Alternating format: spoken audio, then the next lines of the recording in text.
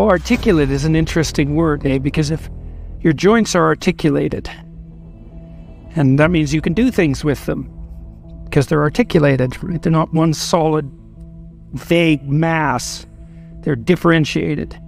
And someone who's graceful is articulated and compelling because they're articulated. And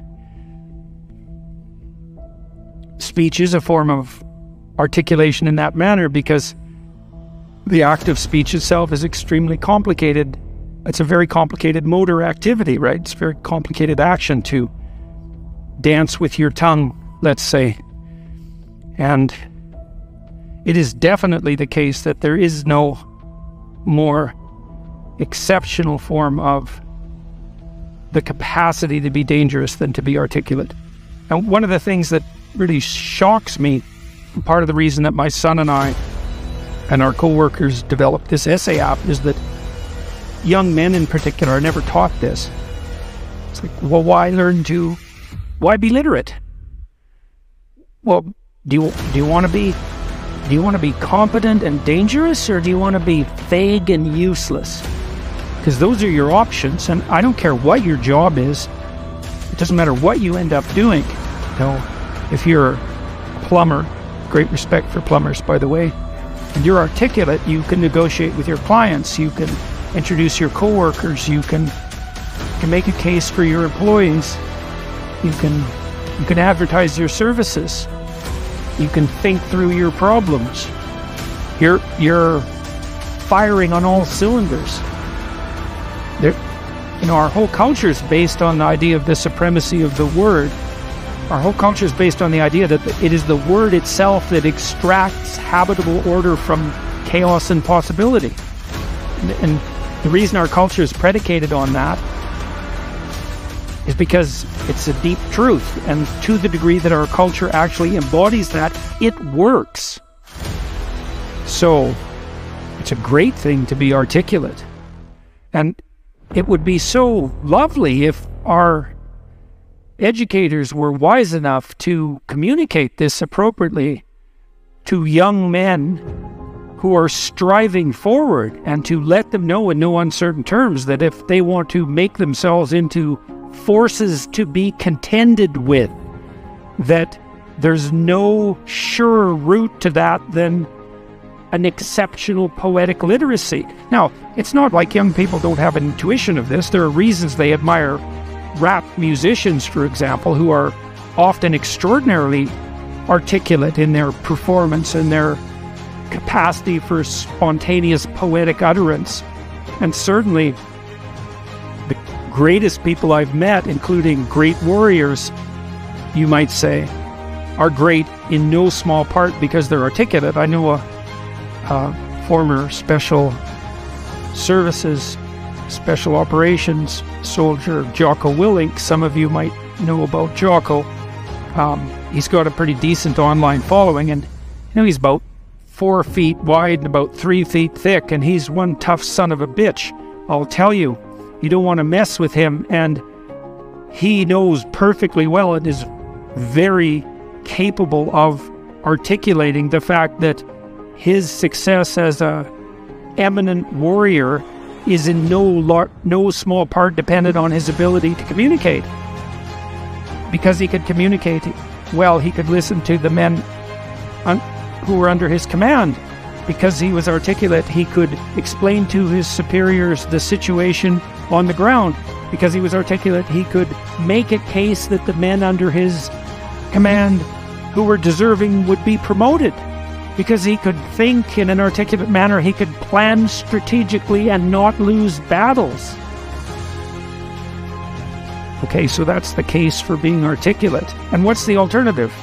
You want to be inarticulate? You want to say and like and pause and stumble and be unable to formulate a strategy, be unable to elucidate a vision, be unable to compel and convince other people, to entice them with your articulated vision of what might be? You want the opposite of that? Why would you want that? You would choose awkwardness over grace? it's preposterous. It's beyond foolish. And I cannot understand for the life of me why this case isn't made in a compelling manner, particularly to young men. And I know it's not being articulated to young men because they're dropping out of the educational realm in droves. And it's unbelievably sad. So, how do you become articulate? Well, by paying attention to what you say. That's a good start. And what do I mean by that? I mean, pay attention to what you say. So you can think of this as an analogy. So imagine that you're trying to walk across a swamp, and the swamp is murky, but you know there's a path. You know there's a path of stone under the water, but it twists and moves. And if you stay on the path, you won't drown. The crocodiles in the swamp won't devour you. And as you walk forward, you can feel with your next step where the stone might be. And then you feel it's solid, then you take that step, and then you do the same thing with your foot again. You search and you find out what's solid, and you step on it, and you move forward in that manner. That's what you do with your words. It's the same thing. You feel, and you feel, is this the right word? Is the fact that I'm uttering it putting me together and making me intact and stronger, or is it tearing me apart and making me dissolute and weak? And you can learn to do that. I learned this in part from reading Carl Rogers, who's a great clinician, and Rogers believed that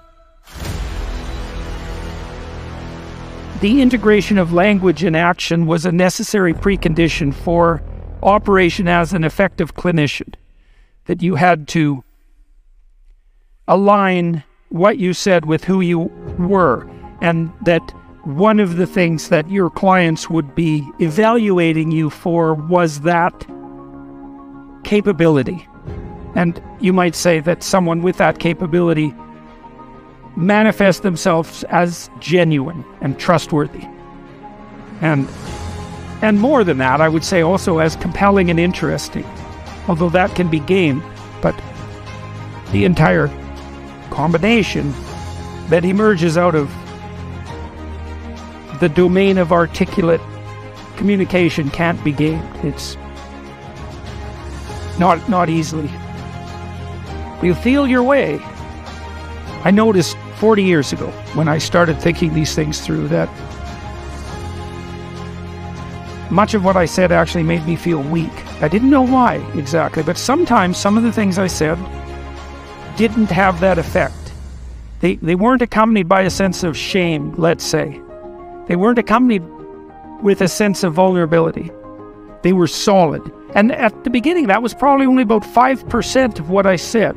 The rest of it was instrumental. You know, it was language I was using to get my way in the manner that Tammy described when she introduced me tonight. There was an arrogance in my use of language that had to do with the desire to attain proximal victories, right?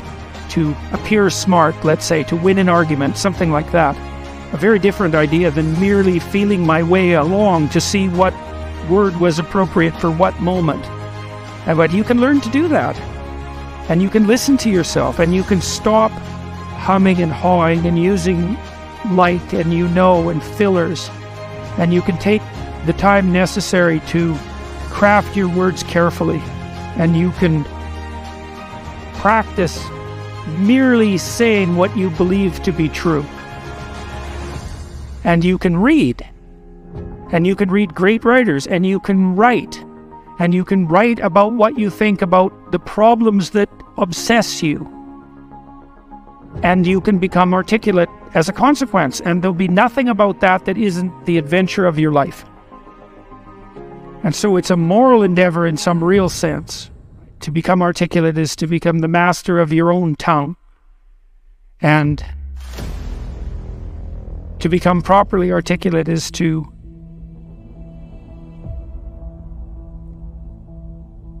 is to make the word divine and to treat it in that manner and to decide whether or not you believe that it is the case that the divine word creates the order that's habitable and good.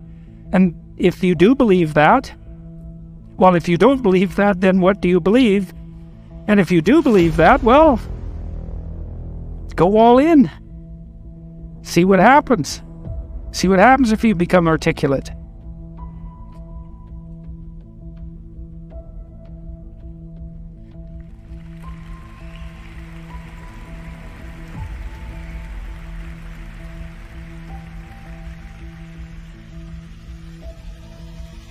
I'll give you one more small example. Tammy touched on this in the introduction too. She said she'd learned to pause. You can pause. It's a prayerful pause in some sense. When you're in a discussion with someone, you can ask yourself, they might present you with a question or a conundrum or a proposition, and instead of responding with what you know to be right, so to speak, you could just ask yourself, what do I actually think about that? But it has to be a real question. It has to be the kind of question that you posed to someone you didn't know. It has to be a question predicated on the idea that you might not know who you are and that you could ask. And so someone will present you with a question, you think, okay, what do I think about that? But you have to want to know the answer, and then the answer will make itself known, because that's how thought works, and then you can just communicate that answer. And if you do that, you'll be interesting right away. You'll be interesting to the person that you're talking to.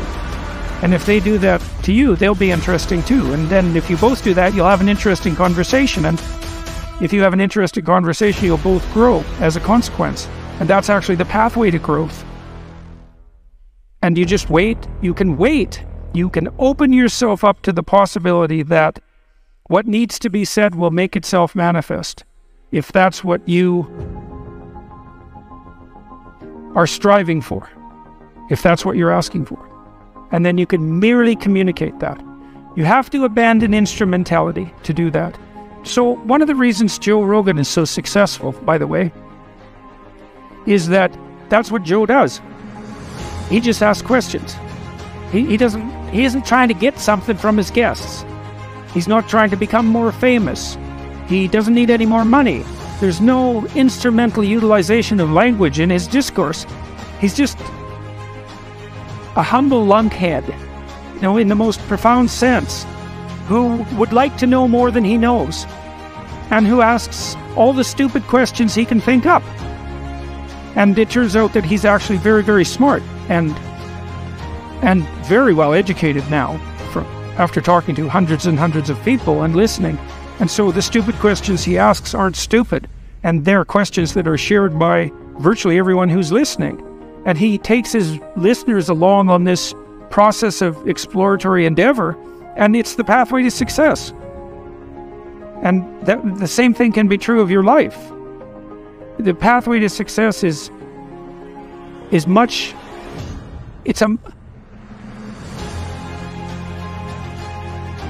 if you're guided by the spirit of honest inquiry and every word you say is reflective of what you believe to be the truth, then the pathway that you walk on is a golden pathway to success. And I know that. I know that to be true.